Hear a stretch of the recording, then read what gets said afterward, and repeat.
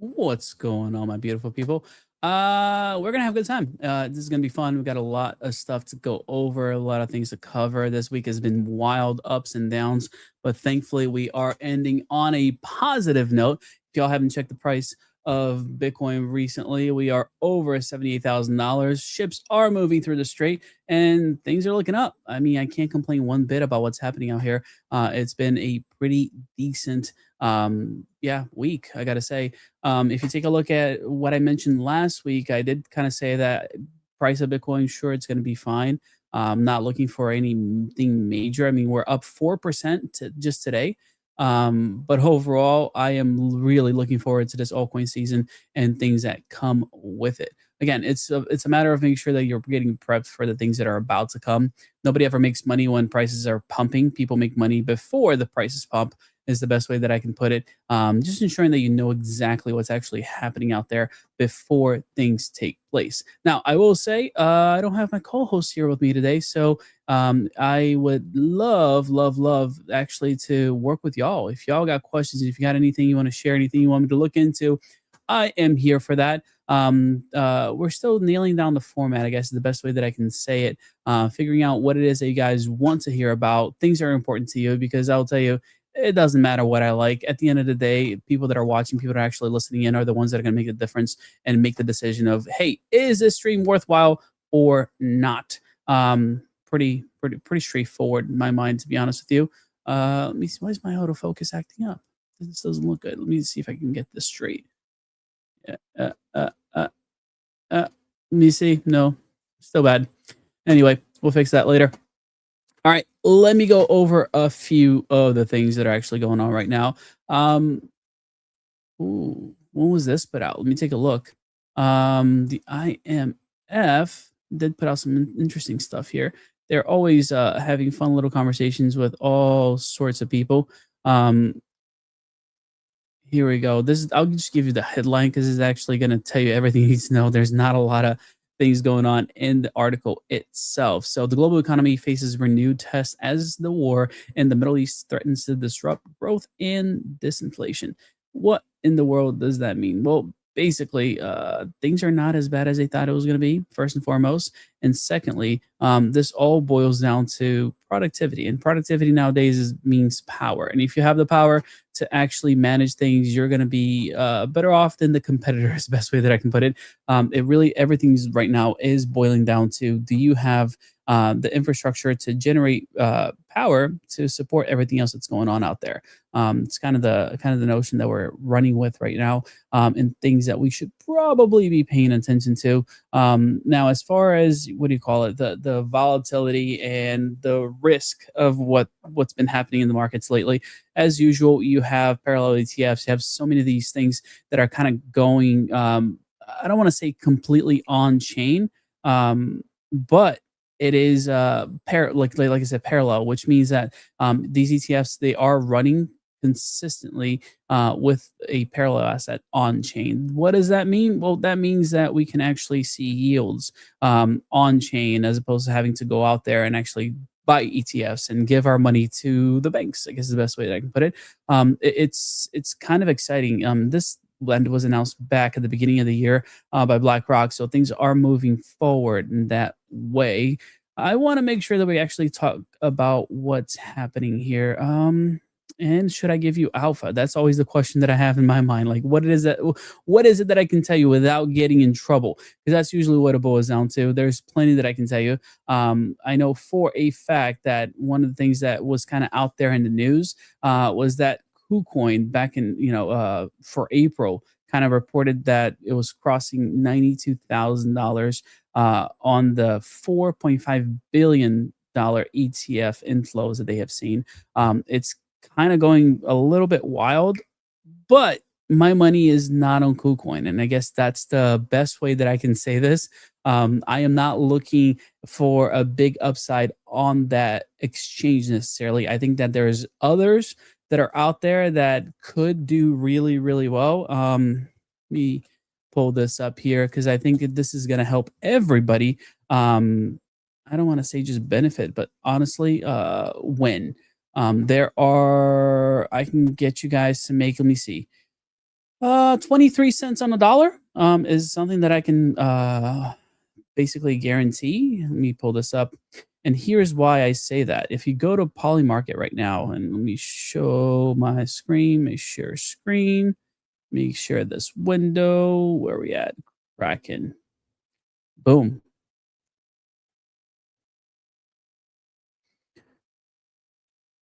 All right. Let me get my screen up so you guys can see what I'm talking about. This is actually kind of fun.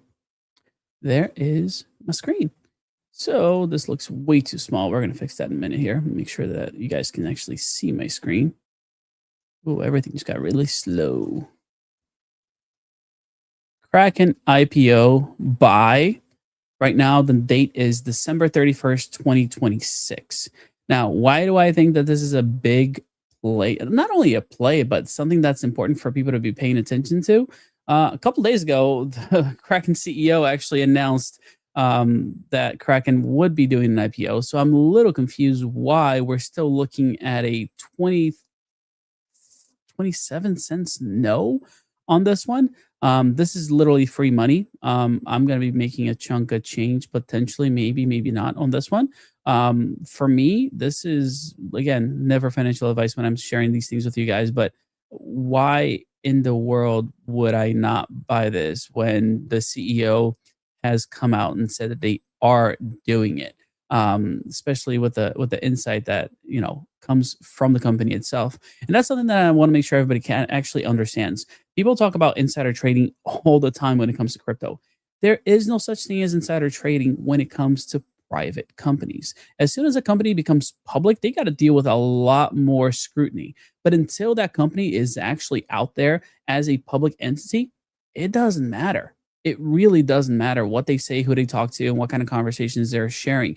As soon as they file for for that IPO, though, it does changes things. It does kind of tie their hands a little bit more, and they have to be more secretive with what's actually happening in the company until big announcements are made and it's shared out with everybody else at the same time. But until then, guys, this is like the easiest way to profit is listen to what private companies are saying and hedge your bets. It's what I'm doing. It's been working pretty darn well. I guess I might actually start sharing alpha kind of thing, like just putting out there, hey, this is what I know is happening. These are the information. This is the piece of information that y'all could benefit from. So definitely benefits to kind of knowing what's happening in these markets because free money. I don't know how else to say it, but to me, that's the way I look at it. Free money, always a good thing. And I'll take it whenever I possibly can.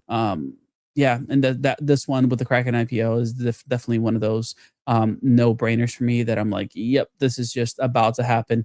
We're at the cusp of something big. Let's make sure that we're not missing out on it. Um, I'm trying to speed run through all of this. We got so much information to go over, so this should be exciting.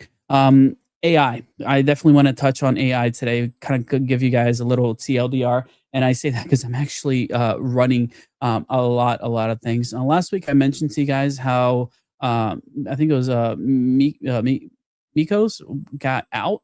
Essentially, is a new model from Perplexity. Those guys over actually Claude, right? So it's not available for everybody, but what is available to everybody is Opus, and they just released a pretty new update, and it's creating some amazing things. I'm leveraging it myself. I'm running out of credits left and right, and I've had to upgrade my account twice already. So pro and con here, I've seen it create some incredible websites. Like the graphics on it is just amazing. I don't think I've seen anything else built this well. Not only that, I may or may not have been able to actually crack into one of my devices, my older devices, by literally plugging it in and saying, Opus, take over. Opus, go ahead and figure out how we can bypass any security locks and things of that nature. And things are just running, right? Like I'm looking at this as more than just, oh, it's my friendly little coder. It can get me a new website if I needed to. No, I'm looking at it. What can we actually do with this long term? I have a ton of physical hardware. So anytime I can leverage any kind of application to be able to manage some of those physical, pieces of hardware, I'm going to try to do so. And I am happy to report that it has been working quite well, better than I expected. It does take a little bit longer than I thought it was going to, so it's not an instantaneous update. Things, you got to sit there, you got to kind of pay attention to what's going on. But the nice thing about it is that while you're sitting there and not wondering what's going on, you can actually see what's going on. The way that it breaks down information about what it's doing and how it's behaving is really really valuable. And I talk about this when I talk about AI all the time. Like it's a waste if you're just using using these platforms to try to get things done. In my opinion, the best thing you can do is actually, sure, get it done, but learn while you're at it. Because that makes all the difference in the world. Understanding that there is a purpose behind what you're building and having an understanding of how it actually gets it done. So, as you have run anything as far as AI is concerned, I highly recommend that you guys actually read what it's actually doing, see the thought process behind it. Because a lot of times, well, at least up until this point, it's not always optimum, right? It's trying to do the things that it remembers, that it knows, and it's knowledge base. But if there's any new ideas, new concepts, new ways of going about doing things, you kind of still have to instruct it to do that. And that's how you get to the next level. This is what will differentiate the people that are actually generating revenue with these, with the vibe coding aspect of things these days, versus the people who are just going to sit on the sidelines and go, "Oh yeah, I built something just like that other guy." You don't want to build something just like the other guy. You want to build something unique. You want to build something special. You want to build something that actually has value to it.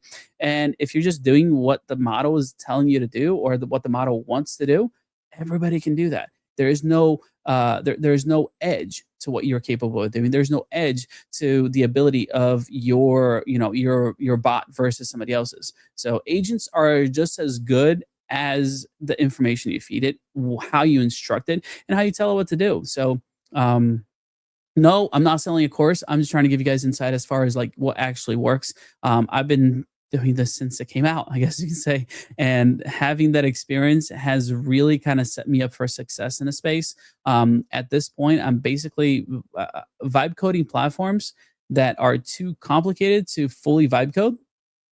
So I will, I'll do a POC. That concept then gets sent out to dev teams that make sure things are tidy. That my keys aren't just sitting out there in La La Land and public to anybody on GitHub to just grab. So there is definitely benefits to still keeping a dev team around to ensure that things are secure, that things are safe, and are built well and the right way. But you're never going to get to that point unless you think outside the box and actually try to create something unique and something that actually benefits others, not just, oh, this was cool, it made me X, Y, and Z. I like to compare AI to right now to NFTs. And the reason I say that is because people loved NFTs. Everyone's like, oh, NFT is a new hype. And sure, it was a new hype for a little while, but then people came to realize that there's not a lot of value behind these things unless the companies, the organizations, the people, the communities around it actually create that value. It's the same idea when it comes to these models.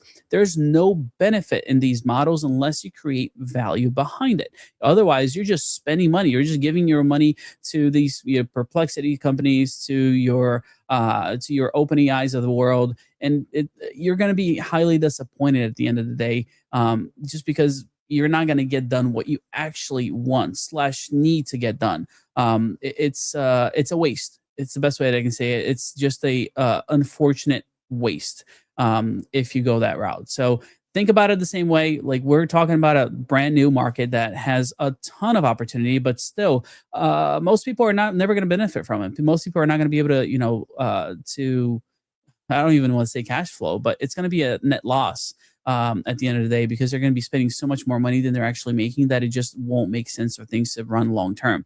And I've seen that with platforms that have been, let's say, vibe coded over the last couple of months here, where it's like, oh, this is amazing. And when push comes to shove, they're like, yeah, this ain't going to work because it's way more expensive for me to run it than what users are actually paying for it. So finding that happy medium is really, really critical to ensure that you're, staying profitable is the best way that I can say it. I've come up with a few different things myself that I've looked into and I go, this would be so good. I can use it internally, but I don't think there's a way to monetize it because people are not going to be willing to spend X number of dollars to make this happen. So trying to lower the cost, not, not lower the cost necessarily for the end user, the cost for the end user has to be low, otherwise you're not going to be competitive. But lowering the cost of operations, I think that's a big thing that people forget about. In business, there's only two ways for you to, look at money. It's you can either for you to actually have more money in the bank, you can either make more money or spend less money. It really stops there. Those are the only two options you have as far as increasing your bottom line. And I highly recommend you guys always look at that. Otherwise, you're again just playing with hobbies out here and not actually leveraging businesses. And man, tax day was 2 days ago, and I'm still thinking about this. I can't tell you how many people I've talked to that have gotten it wrong, and I say that with an open mind and hope that people will get it right. And when I say that, it's really a matter of understanding that there is a ton of opportunity for you to pay less taxes, and not pay less taxes in anything mischievous. Just pay less taxes because of the way that you operate on a daily basis. Track the things you do, write it down, keep good accounting is worth so much. Like I use QuickBooks, right? That QuickBooks Online, I hate paying a few $100s for that piece of software. There is no question about it. It's terrible, but it pays off because it allows me to actually do very detailed tracking of my businesses. Therefore, that money that I spent, I way more than recoup it once, what is it, the 15th kind of hits, because I'm looking at how much money can I actually get back because I was diligent with my expenditures, because I was diligent keeping track and good bookkeeping on the things that I put my money into, and having the differentiation between this is a business expense or this is a personal expense. A lot of times people kind of get that. Again, this is not the only tax advice that I would give is make sure you're keeping track of things. Like that is the only one that I can actually give without getting in trouble. Don't be lazy. Do the work. It's worth it. At least it's been worth it for me. Other than that, I'm not going to give you all any tax advice other than the fact that there is a good opportunity here that people usually pass up on, and it's the things that I've done myself over the years. And having that understanding has definitely been, I don't even want to say profitable, right? It's been less expensive because at the end of the day, I'm still paying plenty on the money that I earn. It's just a matter of ensuring that I'm doing my due diligence to ensure that I'm tracking expenses. Trips, man, like I spend a lot of money when it comes to going places, seeing people, and doing things. And a lot of times, maybe it's covered by other companies, but a lot of times it's not, right? I do have expenditures on trips that may not be covered. Well, those are things that I can actually track and benefit from long term. So I know this is the wrong time for me to say this, but start tracking. It's not too late for next year. You want to make sure your 2026 is done right. So this goes a long way. And I'm not talking about just, chump change. I'm talking about actual, 5-figure difference when it came to taxes, because of good tracking metrics and understanding how things are actually working. And this is even more important once you start dealing with assets that are on chain. People forget that. Like you have to be good and you have to be diligent with some of these assets because I mean, I'm talking about RWAs, right? These real world assets that are now on chain, they matter. They absolutely matter. And making sure that you're having, good accounting on that goes a long way to understanding what your cost basis is, figuring out how much money you're actually making or losing off of any of these trades, purchases of sorts. But most of all, you got to understand where you're actually headed. I can't tell you how many people I talk to. They're like, "Oh yeah, I bought this, and this." And I'm like, "Okay, great. Was it a good purchase?" And they're like, "I don't know. How do I figure it out? Like, is it going up or is it going down? Is it paying dividends? Is it actually worthwhile owning these assets?" Like, that's something that you got to put pen to paper and actually account for. I don't know, have any other easy way to say this. It's the easiest way for you to lose your shirt in the space is let's go out and buy anything and everything that we possibly can. And at the end of the day, it's okay if it fails. It's never okay if it fails. It's a matter of understanding where your money is being put and how you're making it work for you. Because otherwise, you end up working for the money, right? It's one or two ways. You're either working for it or it's working for you, and you definitely don't want it to be, you don't want to be somebody else's slave. Let's just put it that way. So when you actually have the control, it goes a long way into ensuring that you have financial freedom, for a lack of a better term. Now, let me see what else I got going on here. Compliance. Oh, yeah. this is actually a pretty decent thing to share with you guys. I'll pull it up here right now. Here we go. Yeah. Hopefully you guys, some of you are going to get to experience consensus out in Miami May 5th through the 7th. Really? 5th through the 7th? That's interesting. Why are we talking about May when we have Bitcoin conference happening on the 27th, 28th, 29th? Anyway, it's okay. Still a decent place for y'all to go and experience it. So I can't say no to consensus. They usually have pretty good stuff out there. Can I move myself over to the other side so y'all can see what I'm actually seeing? Boom. Save. Just update. There we go. I moved. This is what's going on over at tokenization aspect of things. There is so many conversations to be had around this and so many people talking about it, right? The RWA room, tokenized assets and institutional surge. This is going to be a pretty popular one. A lot of people actually want to hear about what's going on here and how institutions are playing a big role in the asset tokenization in our space. Are the RWA engine and institutional frontier, again, along the same lines.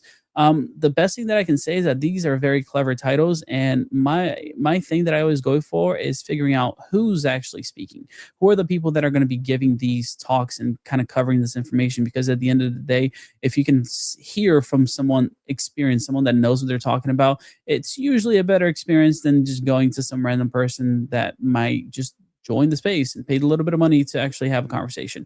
That's never worthwhile. So understand who you're going to be hearing from, because it does make a difference. It does make a huge difference, especially when you're looking at the insights and what you can actually glean from those things. Now, this is actually pretty awesome that I got to share with you guys. The conversation about custody, I can't stress how important it's been recently. And it's people have been building platforms for a long time, and no one is really concerned about compliance. As soon as you start holding a person's funds, you should worry.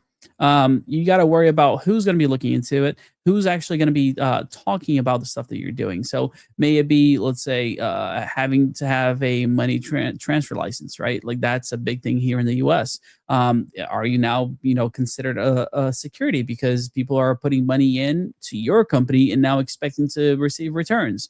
That's basically the definition of a security right there. So there's a lot of things that people don't pay attention to when they're kind of creating platforms, and it's scary. It's definitely scary. I don't know another word to use here, but I don't trust anyone that will hold my funds first and foremost.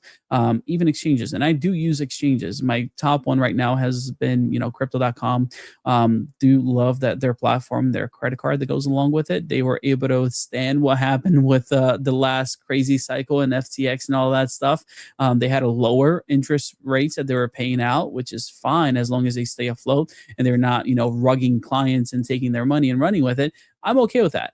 But it's important to understand that it does make a difference, that you got to make sure that if you don't have custody of your funds, you don't really own it. And for the companies that are actually putting content out there, putting products, putting SaaS applications, you are in a world of trouble if your first go-to is like, we're going to take the customer's funds and do X, Y, and Z with it. As soon as you say taking a customer funds, you got something to worry about, especially if these users are coming in with the expectation of a return. That's super sketchy. That's just scary. That's not something that you want to get yourself into. So please make sure you're paying attention to that. Something else I wanted to kind of touch base with you guys about is what's going on with L1s and L2s. For the longest time, we've seen Ethereum kind of push the L2 narrative because their chain was just terrible when it came to fees and transaction speeds, how much it could actually, push out. The narrative is changing a little bit, where a lot, they're saying we're going to be working again on our L1. We're going to ensure that our platform is viable for users once again, that fees aren't too crazy high, that we're going to be able to operate further without the need of a roll-up system. Don't get me wrong, would love, a few of these roll-ups.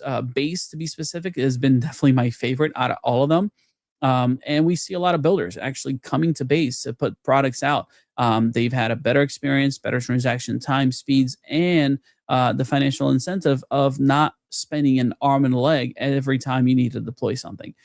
It does make a difference, though. So I know that Ethereum is on headed in the right direction when it comes to actually setting some of these things up. But ultimately, if they don't have, if it's not ready to go yet, people are still going to use other EVM chains, and it makes it easy for them to do so. Like it's easy to jump ship when needed if you're already set up for EVM, and that's the best example that I can give you is what's going on with Base right now. So having that ability to actually have lower fees, that scalability that Base provides is pretty important.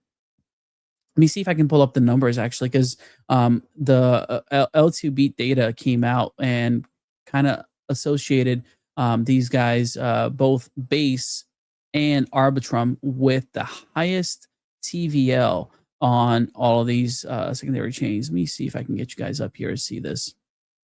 Boom, there you go. So if you see down here, you're going to see Arbitrum. Let me see if I can make this bigger. Yeah, there we go.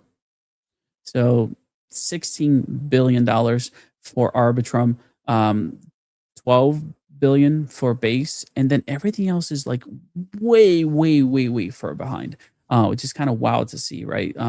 Your optimisms of the world, they're all way back there, which is kind of wild to think about. I mean, you're talking millions outside of the top three, and between the top three and top two, the discrepancy there is over $10 billion, which is a pretty hefty number. Sorry, let me scroll back down here. Right here is what I'm talking about. Those are pretty large numbers right there.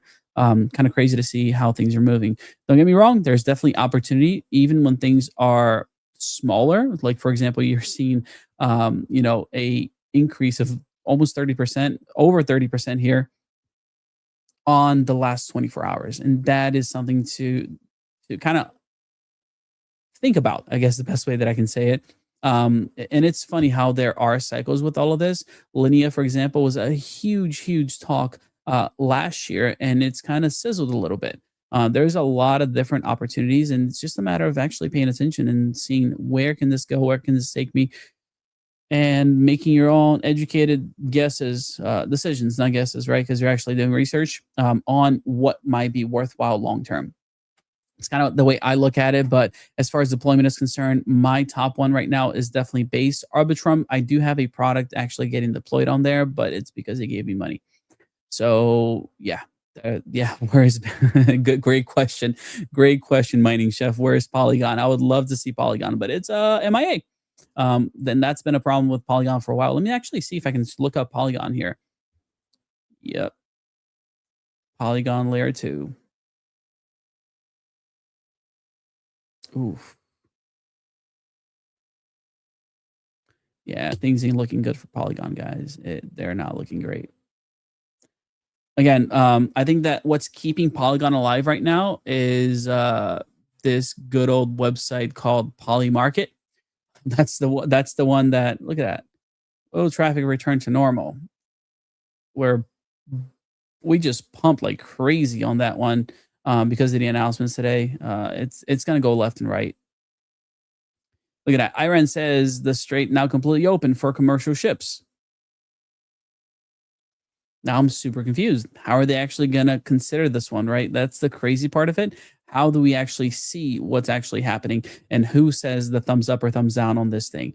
Hard for us to actually gauge. I'm always afraid of things that don't have a very specific yes or no. Because to me, they announced it. I mean, Iran is saying something, the US is saying the same thing. So why wouldn't it be okay? Why wouldn't this already be a yes? And, for everybody to be able to earn, 40 cents on a dollar, because it's saying it's open. It's open. but is it really open? That's a crazy part of this thing. I love, by the way, coming to Polymarket as a research tool. And people don't think about this, but this is one of the best research tools that I have seen in a long time.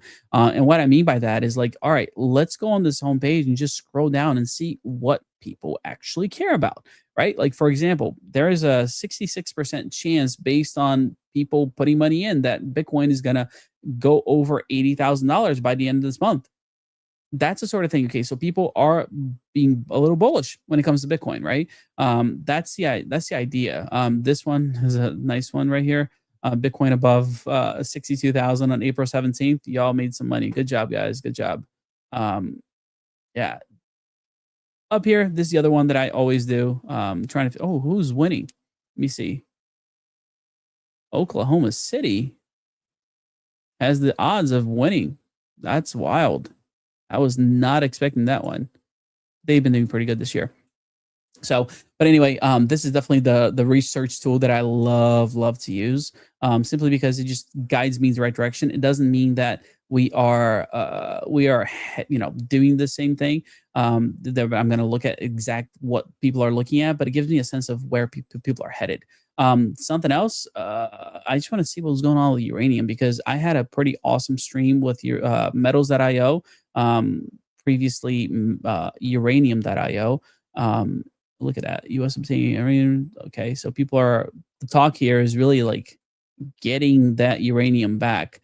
If y'all didn't know, this is the actual thing that people might not be aware of when it comes to uranium. There's a big shortage in uranium right now as far as futures are concerned. We're definitely not producing enough uranium. We're not mining enough of it for the demand that's coming up, especially with micro reactors. Definitely something I'm, not only aware of, but investing in personally. Metals.io is that platform that I use for that. So it just makes life easy, man. There's no other way for me to acquire the asset without spending millions. And they just made it easy where they fractionalized it down to, just a few bucks for you to buy, ounces instead of having to buy tons of the stuff. I don't ever have to hold custody of it, which is a big deal. Nobody wants to play with yellow cake. And yeah, it's a good time. It's a good time every time. But that's kind of where things stand.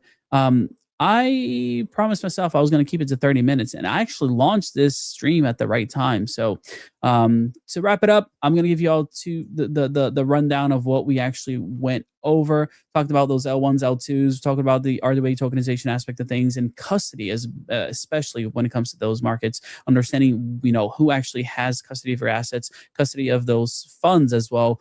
Pretty important thing. AI, Opus, which Opus is it? What's the number? I just had it open on my screen. Well, not even on my screen. I just had it open on my phone because that's the other cool thing. If you guys are actually getting into AI, Claude has the ability for you to install that same application on multiple machines and have them perform different tasks. And I know OpenClaw is all the buzz right now, and OpenClaw is great. Don't get me wrong, but you can get, I would say, 90% done of what OpenClaw is capable of with just Claude. Claude Code has been phenomenal because it's essentially setting up those environments for me, and I can still leverage other LLMs that I run locally with Opus. It's just a matter of teaching it and set up your environment appropriately. So there is a way to actually save money and make it last a little while longer. Yeah, I just got a notification here on my phone saying the Straight is open. I wonder if I can go in the poly market and kind of go all in and see what will happen with that prediction market there that they're saying that what are the chances of the traffic returning to normal. So still curious on how that's going to work out and how they gauge some of those things. But again, it just boils down to it gives you the insight as far as what's happening and what people are paying attention and worrying about is the best way to say it. This is wild. Wow. Yeah, I can't show that on screen, but if y'all check out Polymarket just to see like what's trending, it's some crazy stuff, man. Like it's to me like a good way to get the news at this point. More it gives you better insights and talks about things that other people don't want to talk about, which is wild to think about. But hey, it's here, it's public, and everybody can kind of take a look at it. That's where I'm at. We will be shifting the way that we operate the stream more and more. We're going to optimize it because at the end of the day, like I said to you guys, I want to make sure that we're catering to your needs, the things that you want to talk about, the things you want to see, the things you're actually experiencing out there. So we can try to go out there, get some insight, get some coverage of the things you care about. I will be definitely dropping alpha, having conversation with some of my partners actually today in regards to this. I want to know how much we can actually share because we know about some things that are going to happen before they happen. And if it's legal is the best way for me to say it, for us to be able to disseminate that information, I want to see if we can do that. Because the big players always get a heads up on some of these things. So if we can, I don't want to say front run, but allow the general public to understand where things are, I think that we can all benefit from it and we can all have a better experience out of this whole thing. So yeah, alpha definitely coming, things definitely moving forward in a way that y'all are going to enjoy, y'all are going to like. So make sure you're at least bare minimum subscribed to the channel so you see next time we actually go live. We're going live every single Friday on X, on YouTube as well. So make sure that you guys are subscribed to those channels and you're following along because we got some cool things cooking. A lot of people will say, I want to get it perfect before we go live. It's not about perfection. It's about ensuring that we're giving the best possible content and insights to you guys. So even if it's not perfect, well, I'm okay growing with you. I'm okay ensuring that the platform actually is getting optimized and better prepared as we move along based on, your feedback and the things you want to hear about, the things you want to talk about, the things you actually want to see covered. But with that, it's been great having a quick little chat, seeing some of the messages come through. Appreciate Mining Chef for you chiming in here. Awesome to hear from you. And yeah, can't wait to do this again. And make sure you're setting those notifications so next time. Hey, what's up? But it's not something Gen Z is afraid of. If you want to survive, you got to build a hive. How do you know we do not understand? Ladies and gentlemen. Rebecca's Gen Z Media House. Awesome. Thanks so much for joining us today.